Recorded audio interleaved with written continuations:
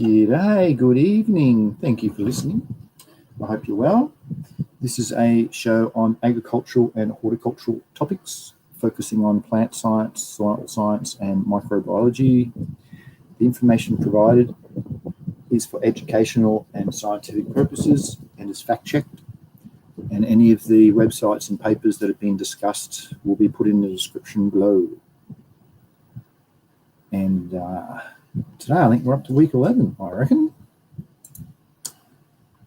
So if you're already watching this back, you might want to fast forward a bit until you see some slides, or like the screen change. So use the little slide bar below and just go through until you see the screen change, and that's when you know it started.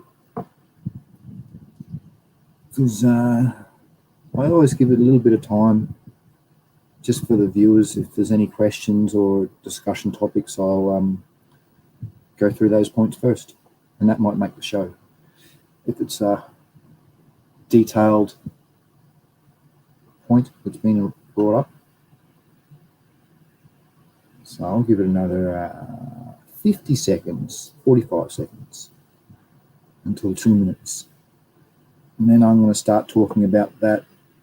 If there's been nothing put in chat, I'll put the slides on the screen and we'll go through week 11 of Soil, Fertility and Fertilizers University course. It was written in 2022, so it's one of my most current courses, and it's actually one of my best courses that I've done to date. I think the organic farming, organic certification courses, those were pretty good, but this is just gets down to it and tells you why things happen and how things happen, and then you can make your own decisions. It's just fantastic. With this course also, it's there's 4 other courses previous to this one that are a lot easier and should be done if you're really interested in it. Because this one is same with the Professor Chakraborty.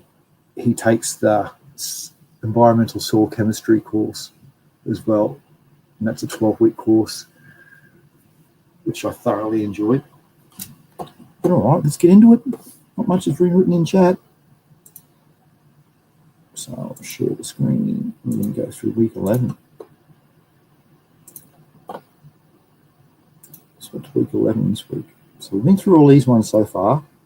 Week 11's yield, fertilizer recommendation approaches, and integrated plant nutrient management. Oh, okay.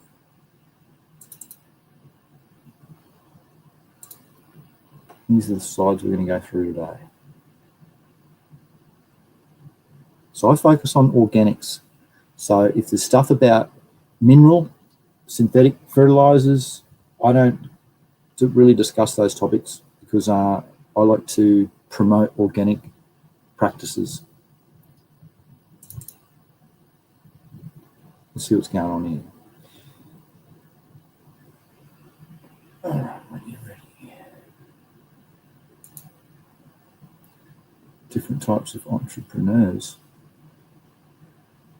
That's from my entrepreneur course, which also was brilliant, like really, really good. If you're interested in working for yourself. All right, potential yield and its field level realization. So crop yield, it is the economic part of the plant used for human or animal consumption and measured as grain or dry matter quantity per unit land area. So there's a little flow chart here, which tells you how you end up with the yield formation, the different things you've got to do. Like the sun, the water, nutrients, which result inevitably in the yield. That's actually very expensive. Okay. The growth of a crop. How it starts from germination, goes through roots, canopy, dry matter, then yield. Okay.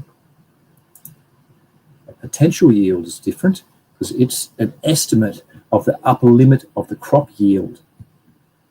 So it's the most optimistic estimate of the crop yield based on present knowledge and available biological material under ideal management conditions. It is optimal physical environment in its optimum physical environment. The yield potential must be the maximum yield obtained by the best genotype available in your specific agroclimatic environment, where the known biotic and abiotic constraints are overcome. That's a bit hard, that last one, what the stresses are. And you can work it out in a formula, the yield potential of your genotype. It can be expressed as YR equals C times DR times P. If you want to go through it, that's what it means. What's this saying? The last 15 years, minimum, maximum, and variation in yield potential of food and non-food crops. So there's the minimum and maximum and the variation, how they varied a lot. Okay, just proving that. Factors affecting crop yield potential. All right, there's climate, how you manage it, plants, and the soil. Crop yield potential. All right. Factors affecting crop yield potential. It goes into it a bit more. The math sum. Y equals F in brackets E, comma P, comma M, comma S, close brackets. E is the environment, P is the plant, M's the management practices, and S is the socio-economic factors. All right. So see that this does go into detail, of course. I did mention that. Yield potential. What's here? Just talking about FM, what season it is, the soils, rainfall, and others to give you the average yield. Okay. Environmental factors. Crop environment is composed of climate and soil factors, which exert a great influence on plant soil, plant growth, and consequently yield. Yield equals really the vegetative time the plant grows is a good indication for yield. Because if you don't grow up very long, you're not going to get much of a yield. If you grow a real long time, you're going to get a very good yield. Climatic factors such as temperature, solar radiation, and moisture play an important role in crop production. Similarly, soil's physical, chemical, and biological properties directly relate to crop yield potential. That's better. Climatic factors. Well, things are changing with how the world's going through these climatic change. What's the word called again? The greenhouse effect. Too much CO2. Climate. I'll stop and say g'day, and someone might refresh my memory. Aussie Jeffro, g'day mate. How are you, Aussie Jeffro?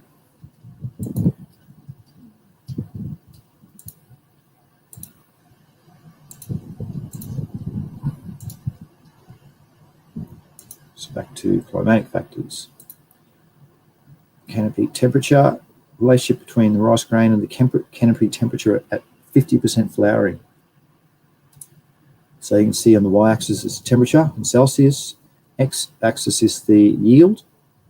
So as there's optimum temperature that they were finding for the canopy temperature, and that was about 30 degrees Celsius. As it increased too much, the yield substantially dropped.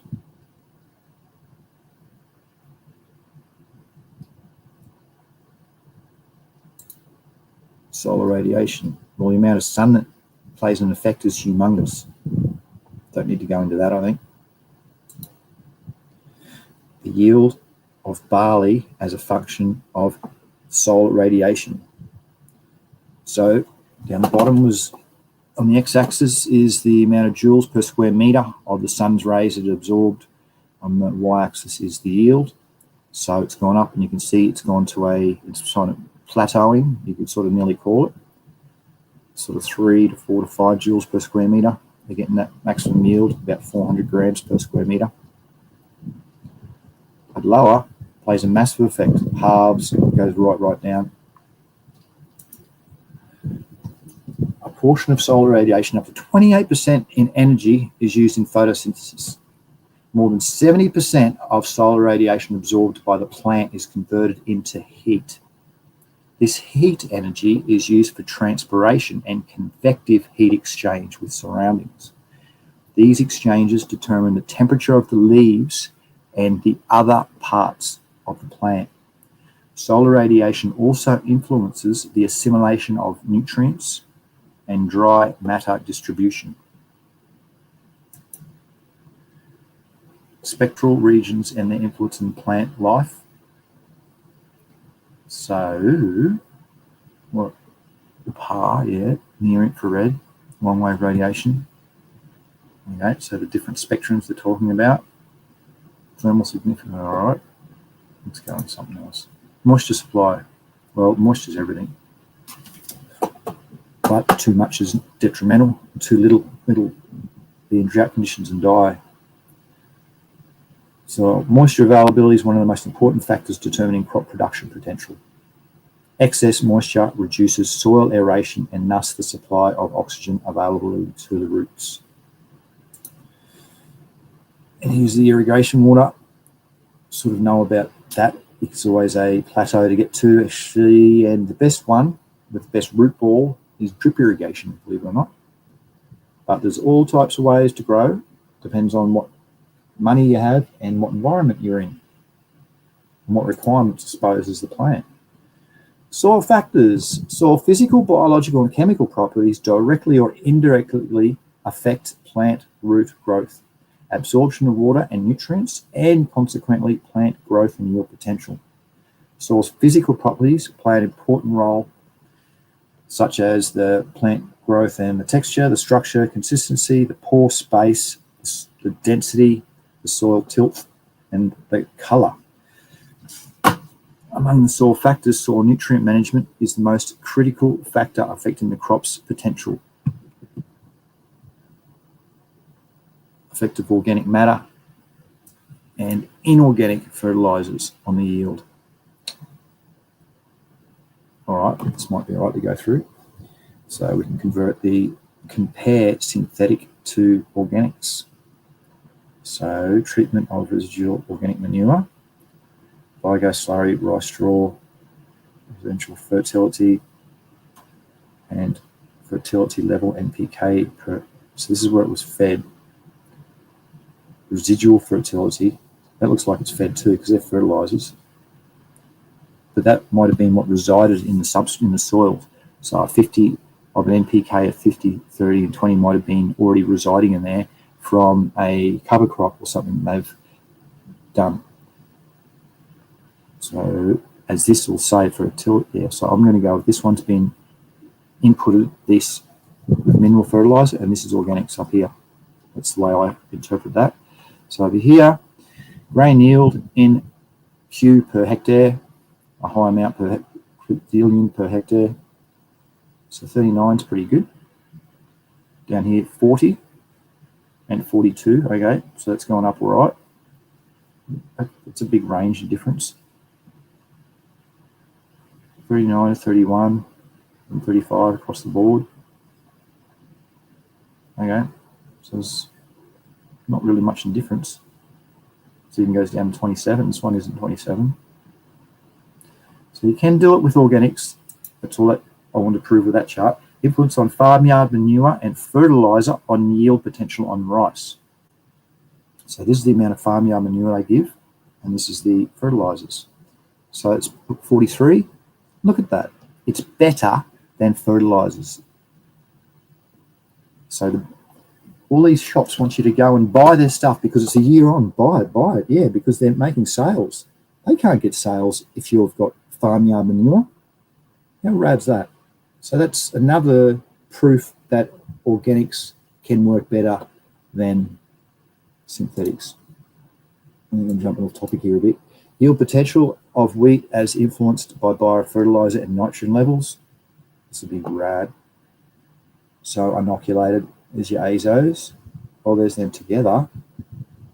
Now you control nitrogen level. So that's how much nitrogen they actually, nitrogen levels. That must have been what was already there. So the grain yield from, and that was already there, residual. That's how I take that. So 50 is pretty good. 20 is none. and 34s in the middle. And all these are pretty high. Uninoculated, you can see azotobacter went up, azospirillum's better, and the combination is even better still. That's the grain. What about in the grass, the straw? 53 to 72. You've got 85, 80, and 60. So there's a big difference there. But still, just by adding microbes, 2 microbes, which we went through last week about these azos, and there's different species of these genus azos that are very good. Remember, azospirillum lipiferium is way better because it produces some hormones. This is an example to go right into it. Plant factors such as genetic variability, photosynthetic efficiency, plant architecture, cropping system, crop rotation, harvest index, and plant density are important in production potential of different crops. So you see some of those words, they're pretty full on, like plant architecture. What's that? That's the way that the nodes orientate and how the plant shapes itself. Cropping system, crop rotation, harvest index. So you might have a chart for harvesting and how dense the plants are spaced. Actually, I should see if there's any words written.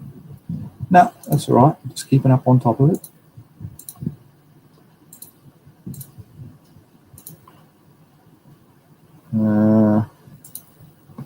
Yield potential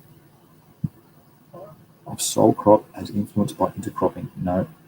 Let's go through effects of cropping system on row spacings. Well, that's, you space them is a big difference because the plants touch each other and they can feel that touch. That's going to be the next course I'm going to be going through, how plants feel and what they smell and what they hear. But they do feel touch and it does affect them. And this will prove that. So the row spacing. So let's have a look at the yield if they were together. So see how they're tightly packed together, 75 centimeters. Look at the yield difference. It's lower than if they had a bigger gap in between them. Something to think about for the next course. We'll do summary. Not going to read that. Actually, should I? What's it say? Influential factors for potential yield. No, I'm not going to read it. You can read it if you want. Potential yield levels. So here we go. Recall. What's this saying? Factors affecting crop growth are temperature, solar radiation, CO2 concentration, day length, and genetic factors. This level of model mainly includes basic crop growth processes like photosynthesis, respiration, tissue growth, and development. The main use of this level is to gain knowledge on how these factors affect potential production of a crop, assuming that water and fertilizers are adequate and that no pest damage occurs. So the attainable yield level deals with the effect of water and nitrogen fertilizers and its limitations to produce attainable yield. So nitrogen is assimilated to be supplied by management, rainfall, and soil organic matter. So what's this chart saying? This chart deals with all the factors that control growth in a field, including pest, disease, and mismanagement. Oh, really?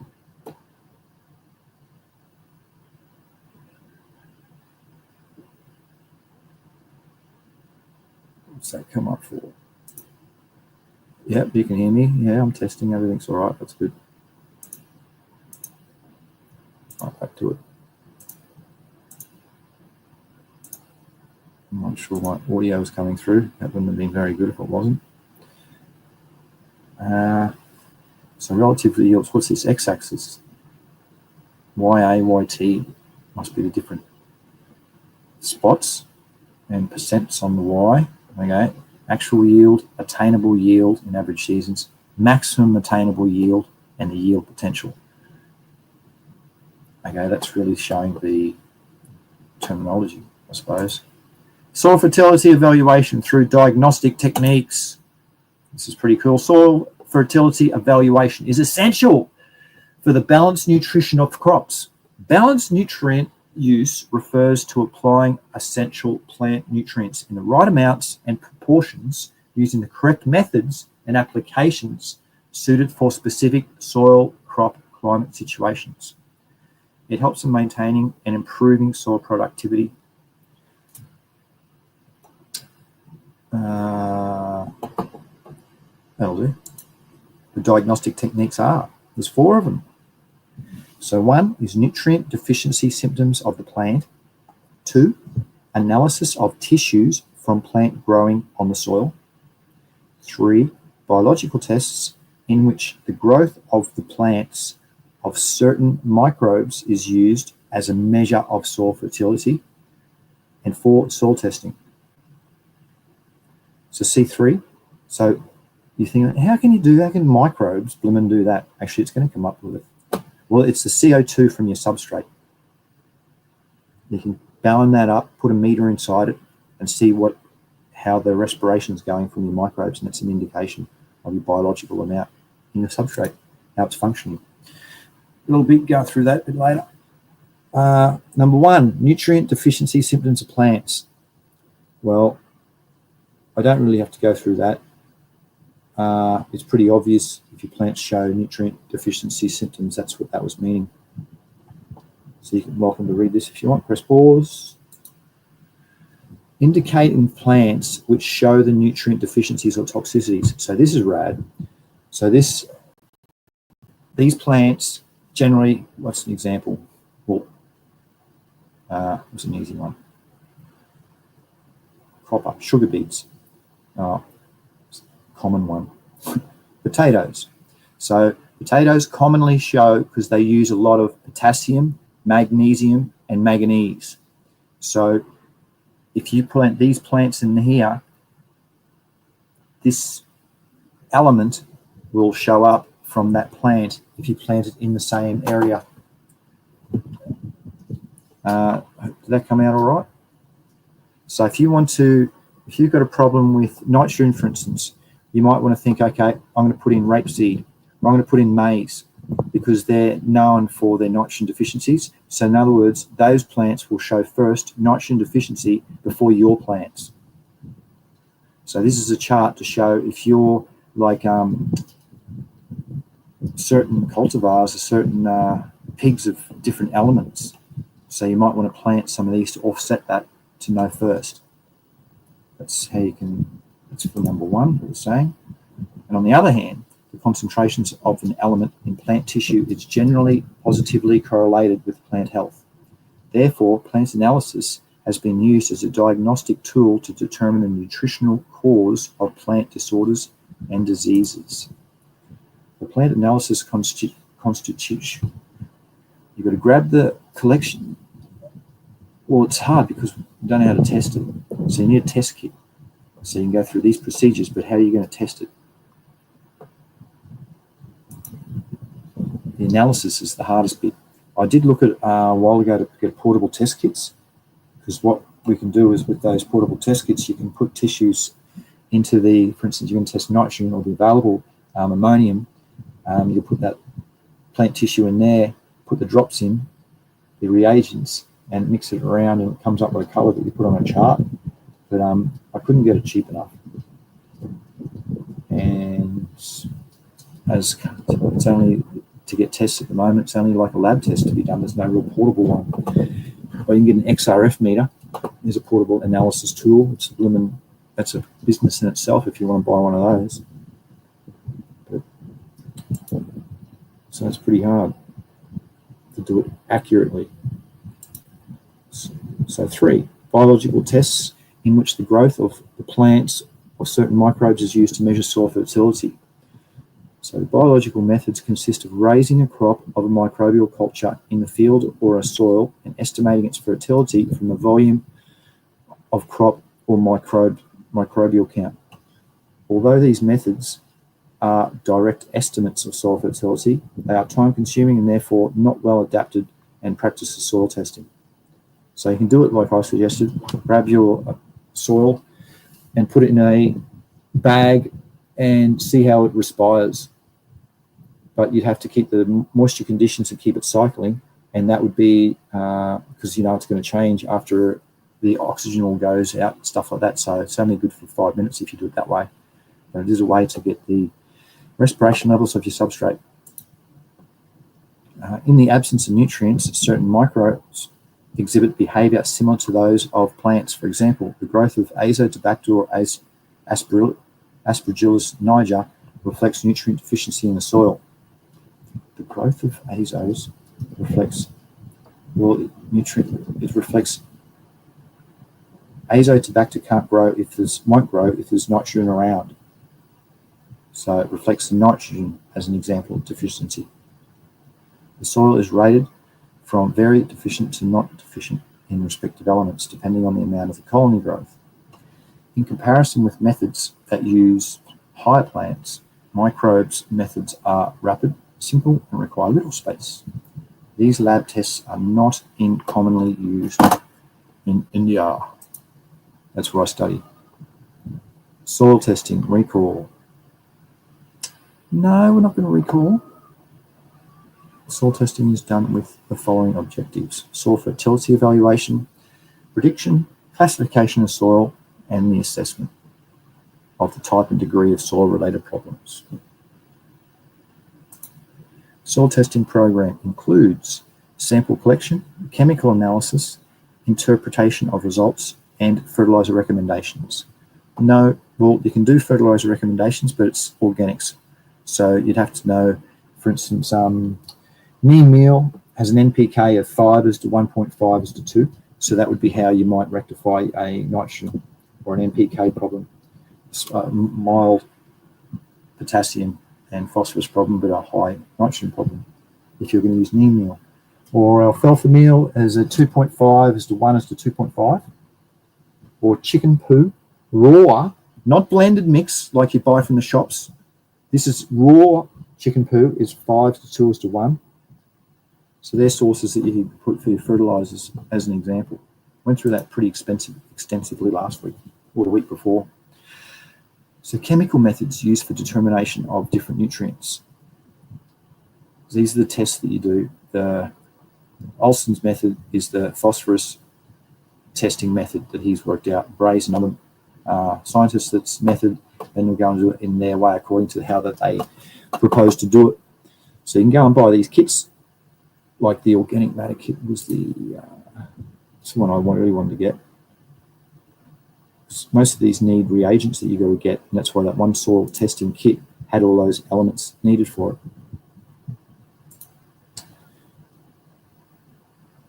Oh yeah, this is more fertilizer does not manifest more uptake or yield. That's extremely important. That's why using organics is so brilliant, because it's the minerals are bound up inside of material, organic matter, and they get unlocked by microbes at different stages. So those microbes will only turn on at different stages when they're required. So that's why organics cycle so well together. That's a good point to remember. Nitrogen uptake by wheat grain. Here proves that. So fertilizer applied on the x-axis, you can see it on the bottom here, in the uptake. So at 50, it was uptaking pretty good. But they put it 60 and it went down. It wasn't uptaking as much. And they put a bit more, 70, and it was uptaking a bit better again. And they go to 100 and it's even worse. So it shows what element is required by the plant at its different growth stage. So that's why it's good to know if you're growing, for instance, wheat. You'll really know your wheat cultivars and know at different growth stages. This might be a growth after a seedling stage, then it goes into flower, and it's flowering as an example. The phosphorus uptake by wheat, you can see they've reached a peak. So 18 wasn't good, 20 was really good, 25 was really bad. So isn't that interesting?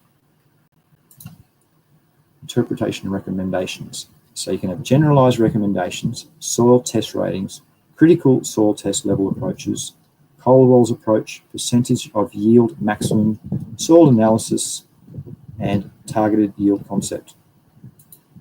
Generalized recommendations based on soil test rating. Soil tests are calibrated in different fertility categories such as low, medium, and high. Fertilizer adjustments are made not entirely as qualitative basis, but on a semi-quantitative base, and it is only diagnostic or indicative of nutrient deficiency or sufficiency in an area basis. That means that you can't go and say that the next paddock's going to be the same, because it might be totally different. Might have trees, might have a lot more birds. Low, medium, high. Categories of available nutrients.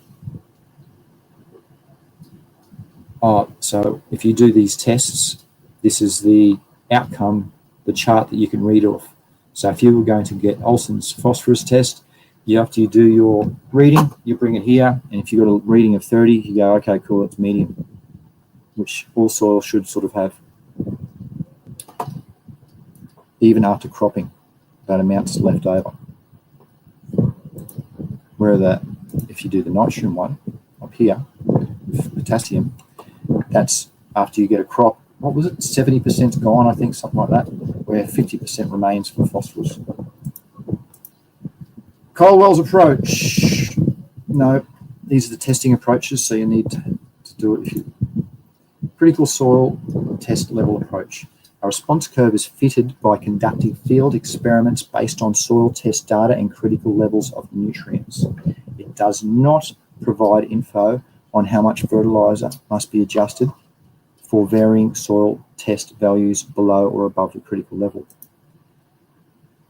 Determination of critical limit of any nutrient in soil or plant was determined by plotting Bray's percentage yields. There's the formula: yield without fertilizer treatment, yield at optimum fertilizer, divide them and times them out. There's the plotting. You're supposed to take 20 plots in zigzag formation for 1 hectare, or 2.2 acres. Critical limits of available nutrients in soil, soil test levels. What's this? Very low, low, medium, high, very high, and full on. On the y-axis is the yield. So soil tested at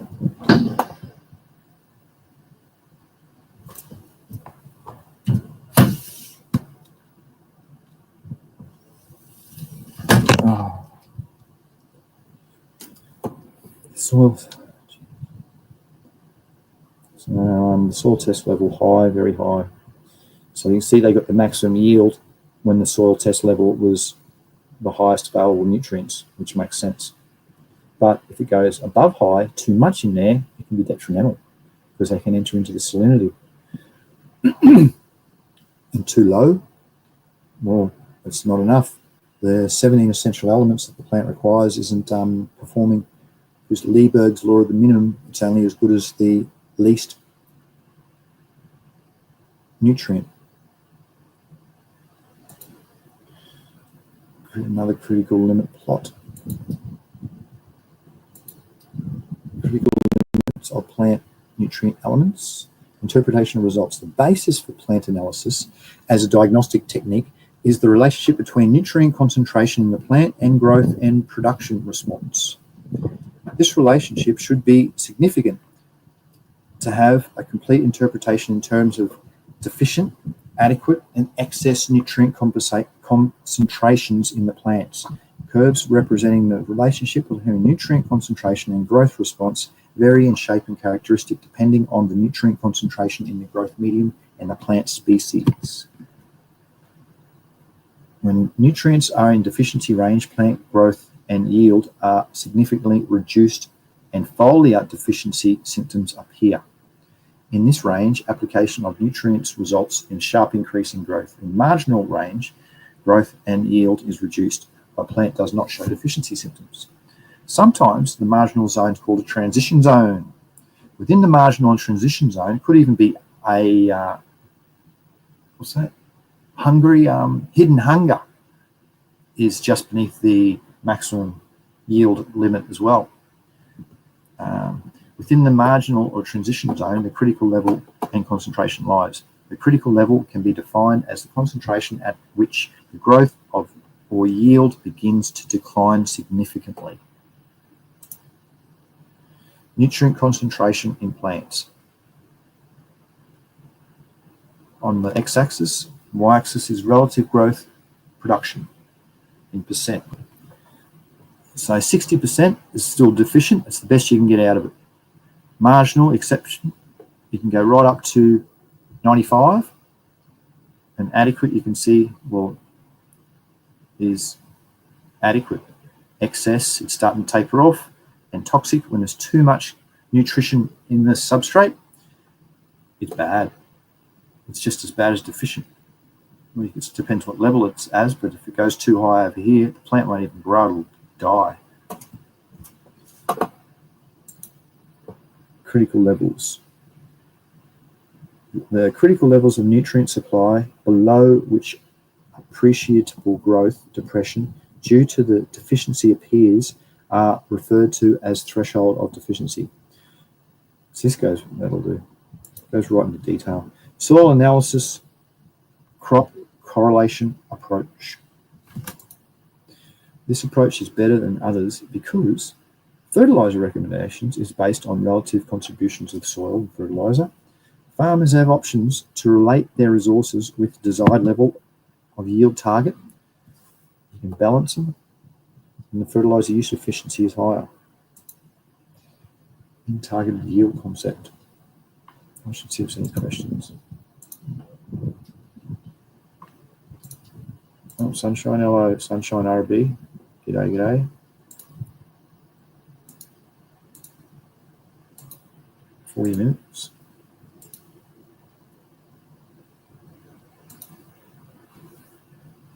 Targeted yield. Target yield approach. No. Parameters for target yield equation. Objective and methodology for a fertility gradient experiment.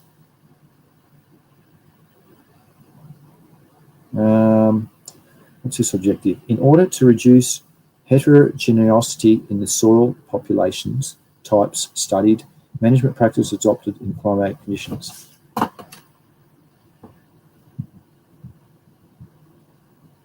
not going to go through it. Suggest do a that's the test. And you can calculate with these sums. Calculate your fertilizer dose. Very good for your target yield. That's what that was getting at. Here's a little practice chart. Available soil nutrients. Available. It's one thing when you're testing. It's aquarium testers are quite. They've got a lot of them out. You can look into some of them. I did look into some of them. They test for nitrite and nitrate. Nitrite is what the fish pee out. So then you'd need what's that? NO2 nitrate. Azotobacter, I think, converts nitrite to nitrate. It does actually. So then you go and get that microbe and let it work for you. So suppose if you're into your aquaponics, that would be a microbe for you to target. Fertilizer prescriptions. Okay, that's recommendations for what you want. Validity of target yield equation. The basic data and fertilizer adjustment equation.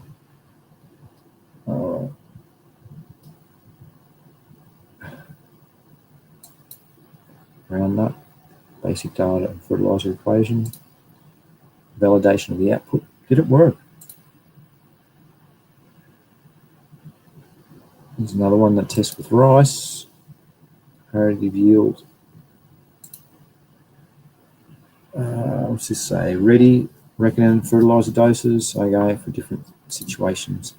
The reason why I'm skimming through because it's all to do with the NPK amounts, and I'll go back to one. Soil test, what does it say? Their suggestions of what they're going to get out of it. Soil test values, that's the value. Then what you want to predict, then your target yield you'd like to get. Okay. I didn't really go through much to say advantages.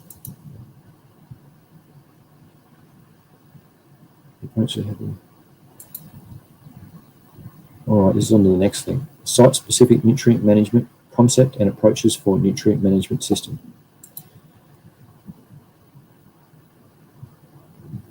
It may be defined as a dynamic field-specific management of nutrient in a particular cropping season to optimize the supply and demand of nutrients according to their differences in cycling through plant soil systems. Precision agriculture is another word for this. Principles of it. Its regional and seasonal differences in climatic yield potential between fields, spatial variability in indigenous nutrient supply, field-specific, crop location, and the right product, the right place, the right time, and the right amount. I call that the 4R concept. So you've got to put the right product in at the right place, and it's going to be at the right time and the right amount. So I do like that one. The 4R concept is that's for growing. To grow, you take the 4R concept. So you've got to put in the right stuff. It's got to be in the right place. So is it buried deep? Is it on the top? Is it on the foliar? Is the location good? Right time, day, the year, the season, and the right amount. Examples of the 4R RAD: product, rate, time, and place. So specific basis, scientific basis. So product is to ensure balanced supply of nutrients and suit soil properties. The rate is assess nutrient supply from all sources and assess plant demand. The time is assess dynamics of crop uptake and soil supply, so the growth stages, and determine timing of loss risk. And the place, recognize the crop's rooting pattern and manage spatial variabilities. And their practices, I'm not going to go through them. Site-specific nutrient management through soil testing to tackle typical problems. So 1, optimize the indigenous nutrients sources. So whatever's in the substrate, I'll try and optimize that. And if you've got poor substrates, well, enrich them. Put organic matter in, go through various cover crops, microbes. 2, apply NPK to match crops' needs. So that's what I went through before in your different organic crop NPKs. Cow manure is 0.35, 0.12, 0.17, very low. Goat manure is 1.35, 1, and 3. So there are a few other things. Go through the NPK manure, farmyard manure, green manures to source your NPKs, please. Don't go through the mineralized, buying it from the shop type fertilizers. Mineralized fertilizer. You probably have to buy it anyway because you can get even neem, cake.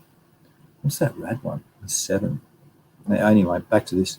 So for target yield, number 3, apply zinc, sulfur, and micronutrients based on local recommendations. Select most economic fertilizer sources. 5, use quality seed, optimum plant density, integrated pest management, and good water management. 6, use leaf color chart to apply nitrogen as needed. That's it just goes from pale yellow to bright green, and it's a chart that you hold in your hand, actually. And that's what that refers to. 7, omission plot to determine indigenous P&K supply. So you'll have a different plot somewhere to try and determine your phosphorus and potassium. Mode of nutrition by this way. So you can have multi-nutrient carriers, microbial inoculations, slow release nitrogen fertilizers, nitrification inhibitors. See that? They stop nitrification from processing, so it won't volatilize back and go back to the atmosphere. Customized fortified value-added fertilizers. Remember last week I think we were talking about the fortified and stuff. Micronutrient addition, mineral study, plant study, soil test, crop response correlation. Modes of nutrition by SSN management, calculation of crop requirement.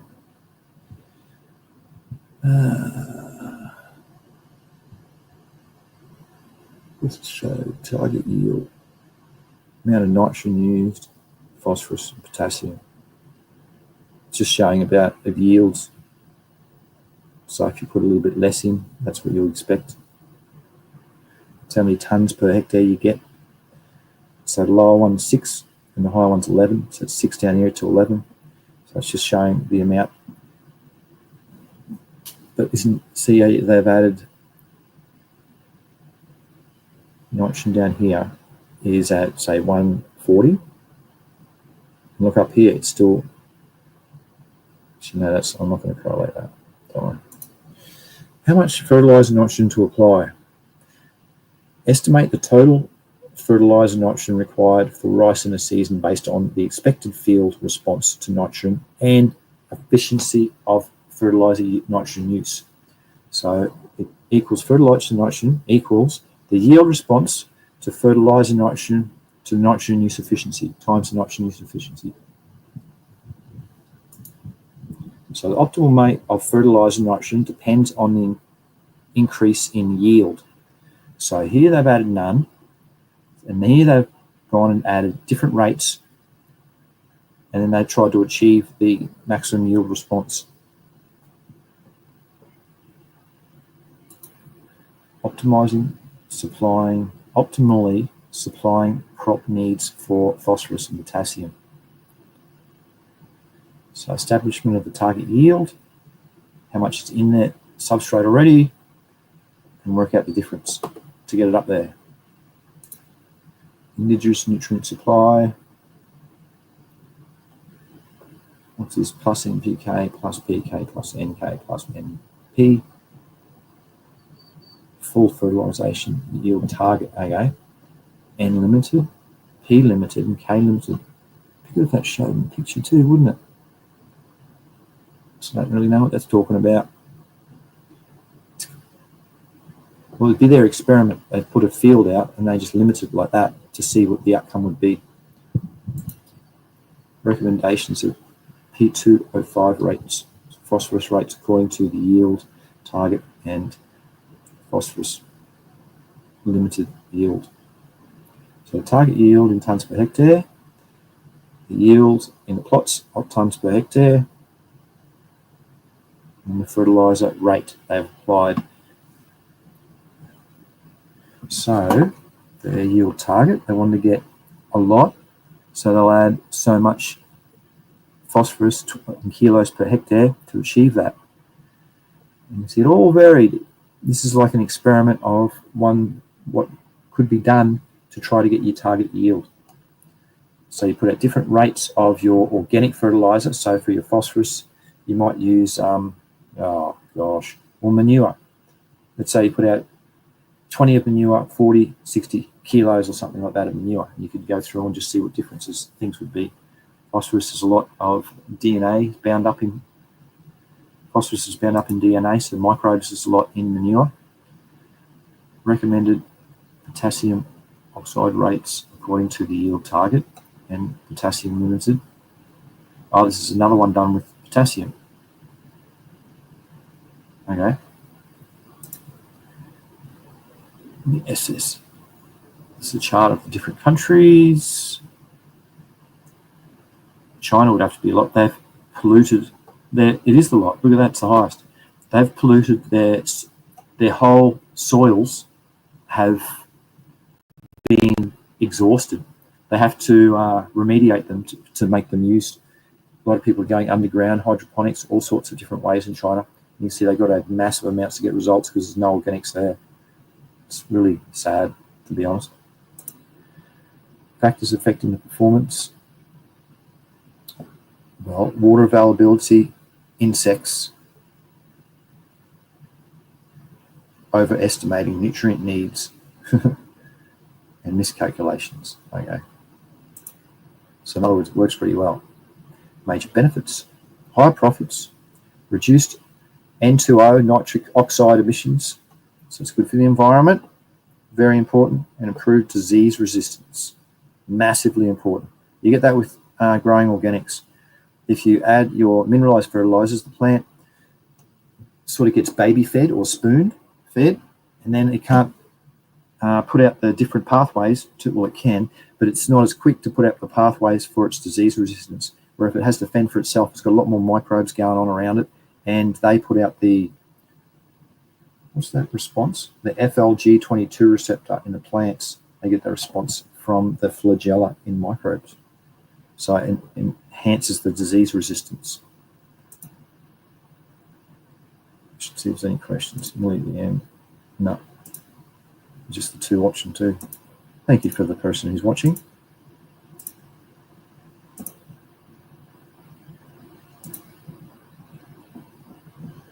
Aims to increase the profits of farmers through high yield and high efficiency use of the fertilizers and the timing.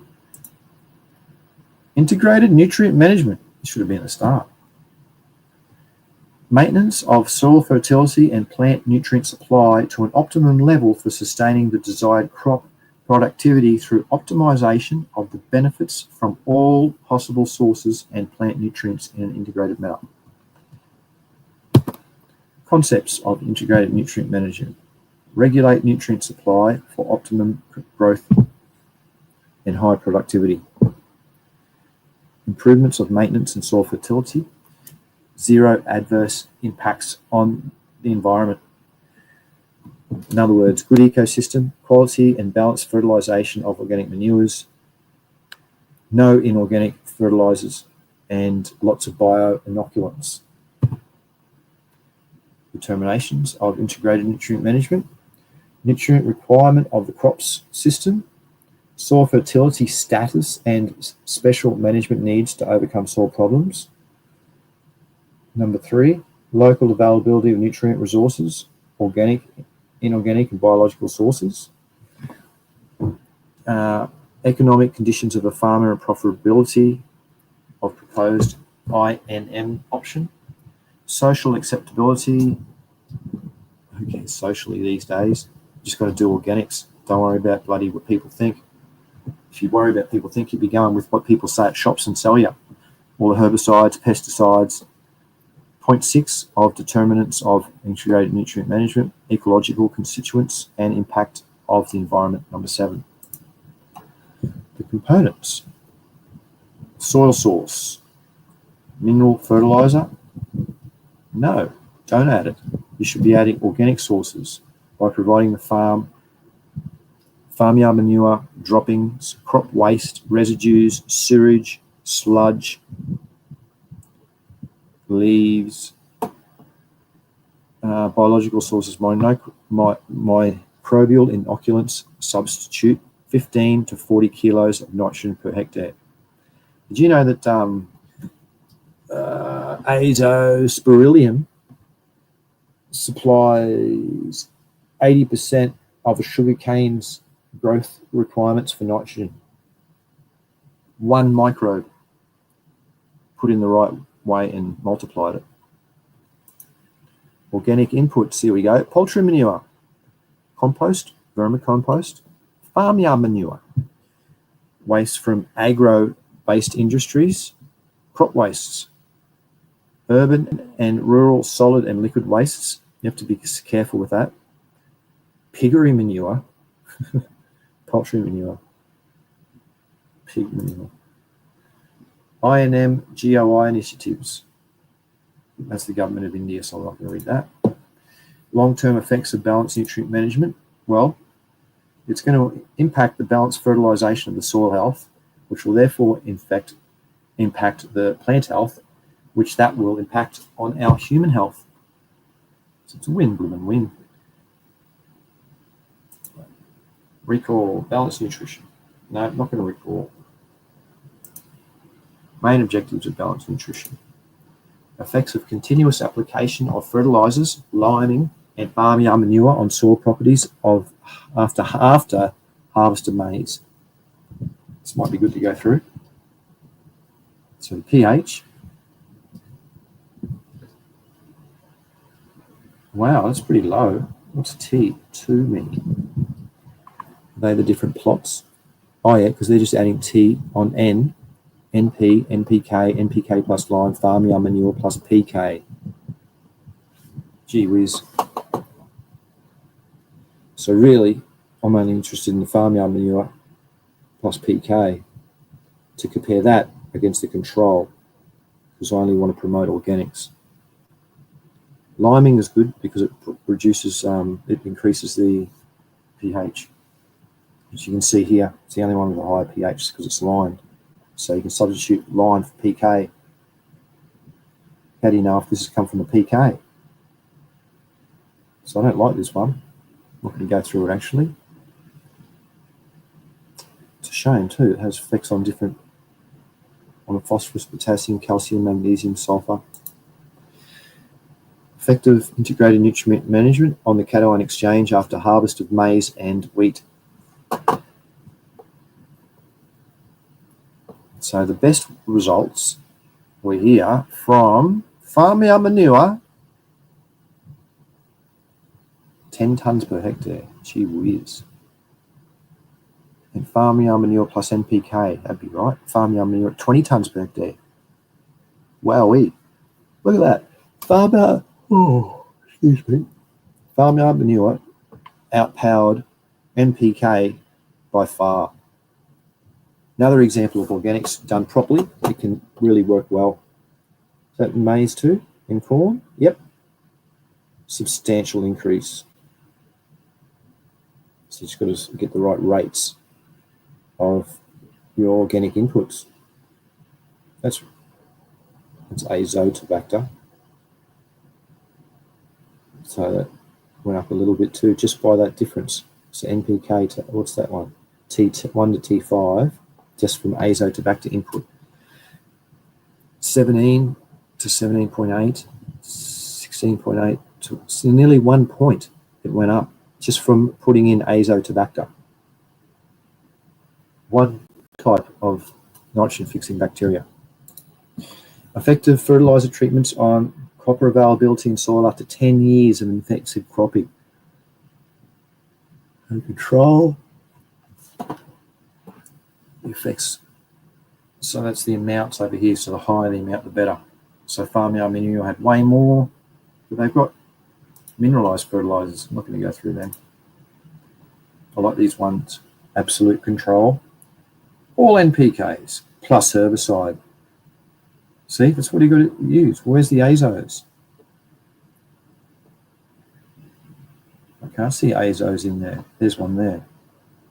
Green manure, plus NPK.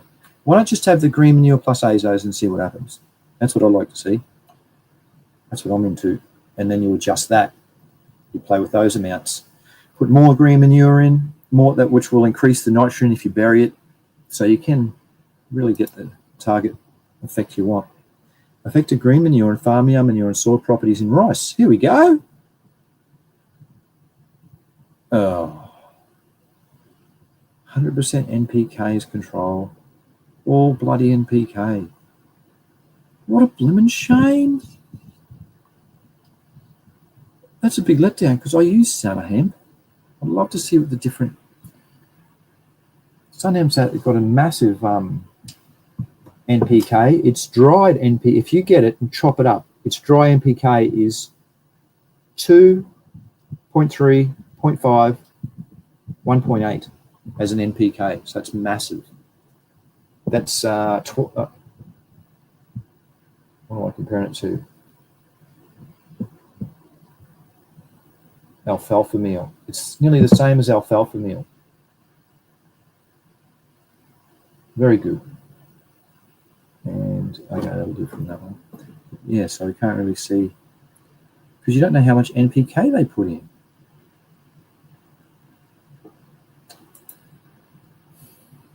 Same again. Oh, 100% farmyard manure. Oh, here we go, finally.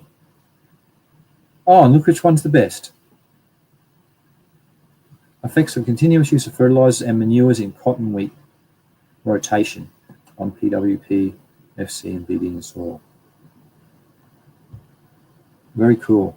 So that just shows that the farmyard manure, 50% farmyard manure and 50% NPK inputs was less. So just feed it with farmyard manure at this amount that they did at this specific location. You got the best results. That's pretty rad. What's the second? Blue. Yeah, it's right up there. Effects of farmyard manure and biofertilizers on phosphorus solubilizing bacteria and azotobacter population of what? No fertilizer. Farmyard manures, no farmyard manure. Oh wow. And the bioferts down the, this is a rad test. Let's go through this. Any questions or anything? No. Oh, I'll be going for an hour already. What about the cricket? Oh well. Population count, CFUs, 10 to the power 4 per soil. Oh wow. So the azos do the nitrogen and phosphorus solubilizing bacteria. So what's this population count? So it's showing the population count. Okay. So fertilizers is that 50% NPK. That's the highest with 100% NPKs. Okay, that doesn't make sense. Farmyard manure. Highest is, yes, that's good because it's heaps of farmyard manure to break down. So the phosphorus solubilizing bacteria can do their job. Down here, no bios. With the addition of it, it goes up a bit. Azos. I'm a bit confused because we're in the same column. So the highest population count was 8.5 with the addition of both of them, or farmyard manure got the max. When they added azotobacter, when they tested azos in the colony forming units in the substrates, 100% NPKs, 10 farmyard manure, and down here is the combination of, wow, so they must have used a microbe that was symbiotic because their symbiosin, it's increased the levels a lot.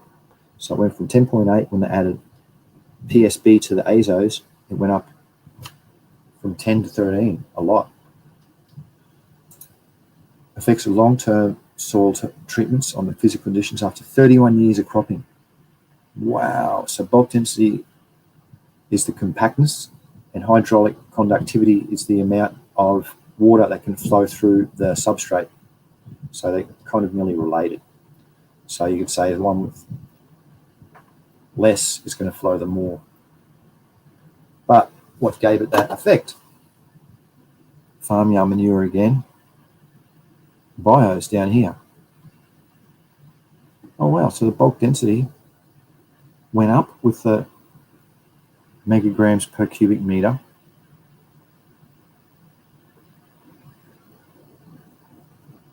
Controlled 152, okay, that's good.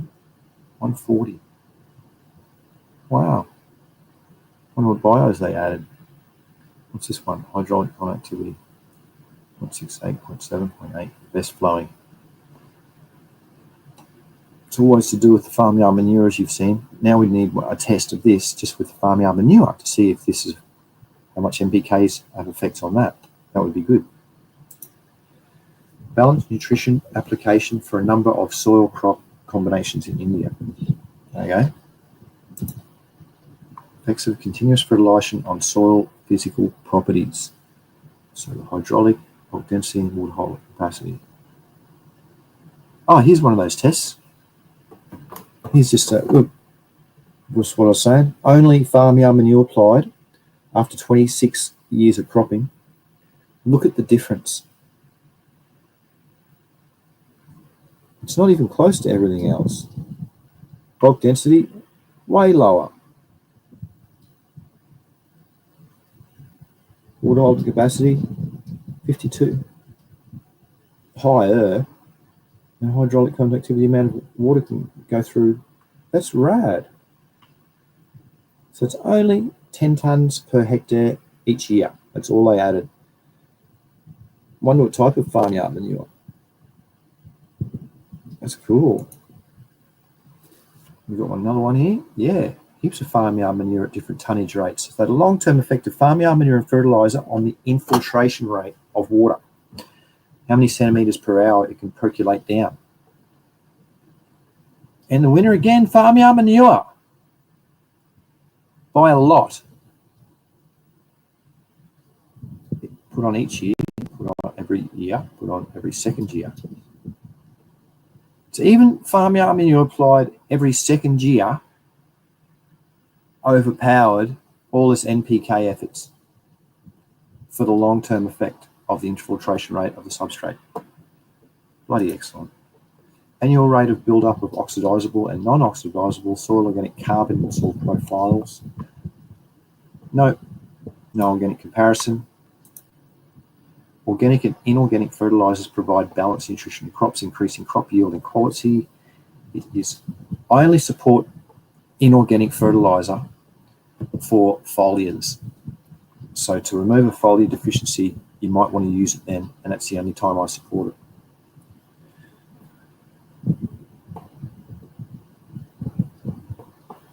No, it's all about organics. For me, it can be done. It can be blimmin' done. Future needs. Need to identify limiting nutrients. Needs to studies of biochemical changes. Need for developing suitable technologies involving different organics to improve nutrient use efficiency for crops under intense cropping. Yes. And especially Australia, I'm going to say this. I went into the agricultural shop here and I was talking about, maybe neem, getting some of that. And I said, why isn't your organics, where's your organics section? Oh, we don't have one. Organics is just new to Australia. That's the reply I got from a big, massive agricultural place in Australia. Organics is new to Australia. I just was so disheartened to hear that. So anyway, that's just where we're at. What's the future needs? Needs development of location, crop-specific nutrient, enriched organics for balanced nutrition of different crops. There you go. Well said. Hello, Lene. Sorry, I missed most of the show. Better late than never. Yeah, that's all right. Thank you for being number 3 person to watch. And it's just at the end. And it was pretty good today. Went through quite a lot of slides on precision farming and nutrient management. Well, I'm getting to the slides, these. Yeah, I went through heaps, all of these today. So that was week 11. Week 12 is next week, and that's the last week of the course. And there's a really good one in the conservation agriculture and burning. It's really cool to see what the effects of plant material happen from those approaches.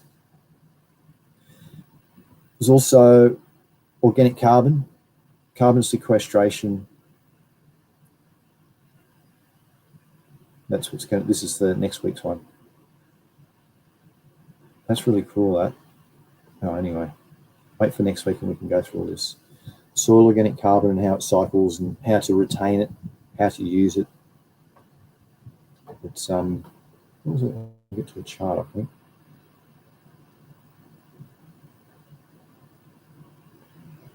How carbon sequestered. Different regions, why it happens.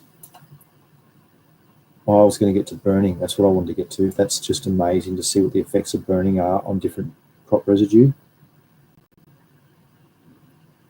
We might just go through this next week instead of running it right now unless it comes up here. Yeah. Oh, eutrophication. So that's going to happen next week. So I hope it. And then after that one, we're going to go through the course of what a plant knows, what a plant smells, what a plant hears. Does a plant have a memory? Does a plant feel touch? That's going to be good fun.